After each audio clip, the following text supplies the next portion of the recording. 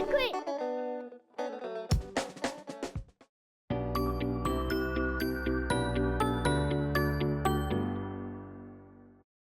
이집트부터 보도록 하겠습니다. 저는 올해쯤에는 이집트가 한번 나오지 않을까. 왜냐하면 너무 오랫동안 안 나오고 있어요. 너무 중요하고 기본입니다만. 그래서 한번 정리해 두세요. 자, 나일강.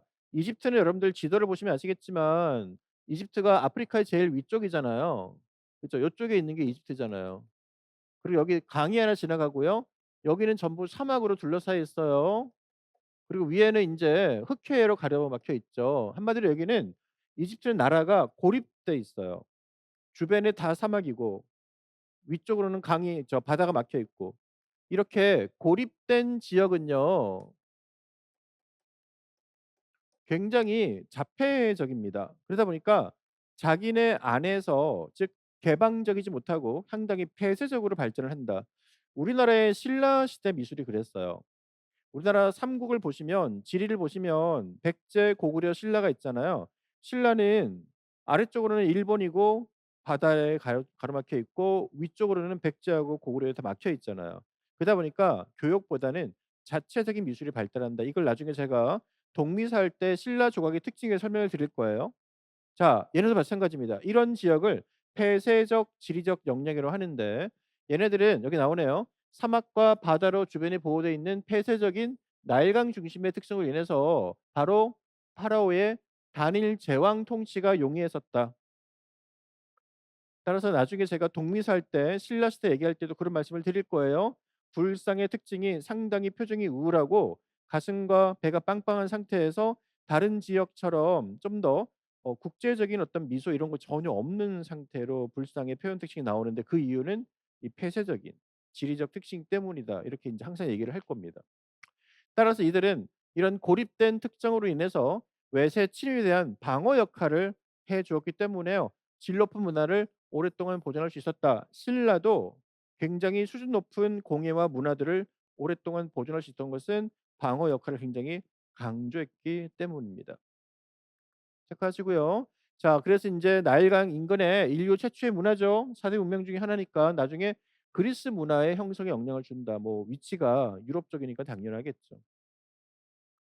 또한 이들은 내세관을 굉장히 강조합니다. 내세관, 신을 숭배하는 것을 내세관이라고 해요. 우리가 지금 살고 있는 것이 반대, 살고 있는 것이 현세니까 현세관이죠. 자, 우리는 한국 미술에서 현세관이 굉장히 강했을 때가 조선시대고요. 내세관이 굉장히 강하실 때가 고려시대입니다.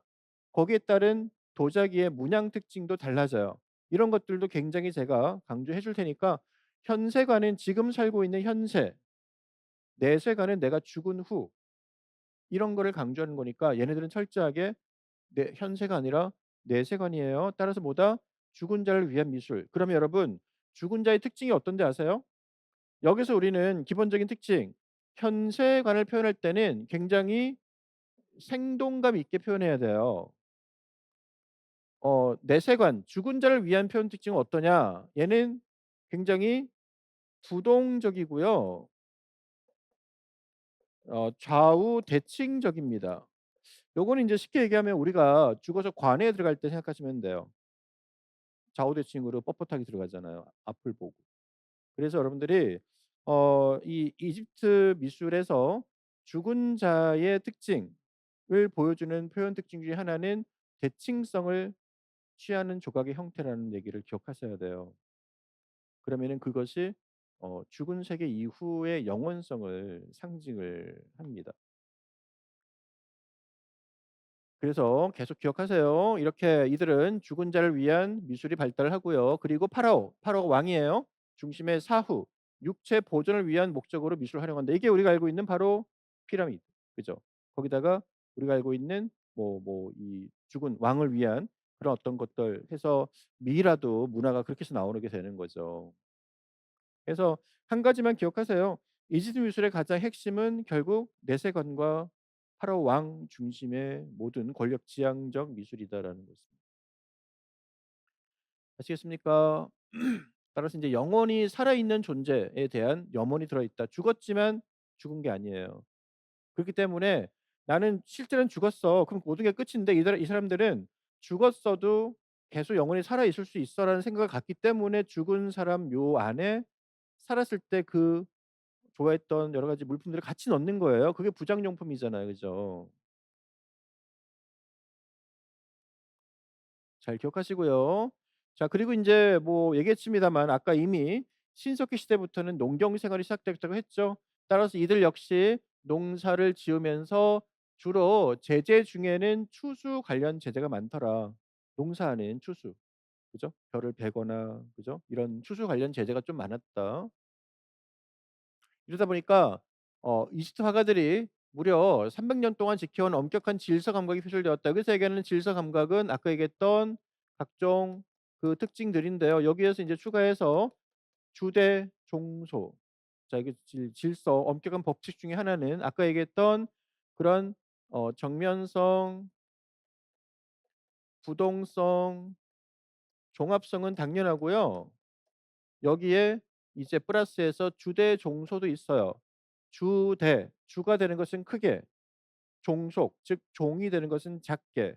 다시 얘기해서 왕은 크게 그리고 신하는 작게 그리는 거예요. 계급의 차이를 크기로 나타내는 것을 주대 종소라고 합니다. 저런 것들도 엄격한 질서를 지켰던 이들의 표현 특징입니다.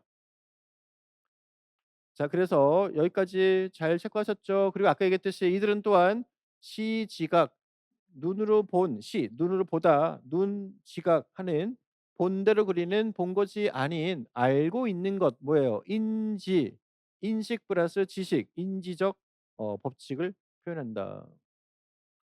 따라서 하나의 엄격한 법칙으로서 그들의 규칙인 양식을 철저하게 활용하는 거죠. 아까 얘기했듯이 주대 종소 그죠? 뭐 정면성, 부동성, 종합성 이런 것들을 다 표현하는 거예요.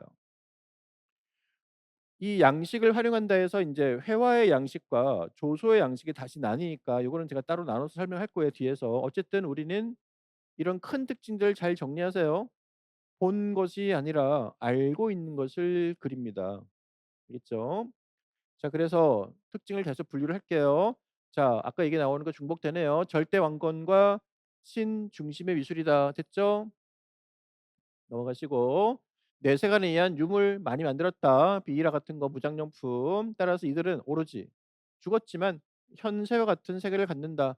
즉 영원한 삶을 가질 수 있다라는 뜻이에요. 죽었지만 안 죽었어 난. 영원히 살 거야.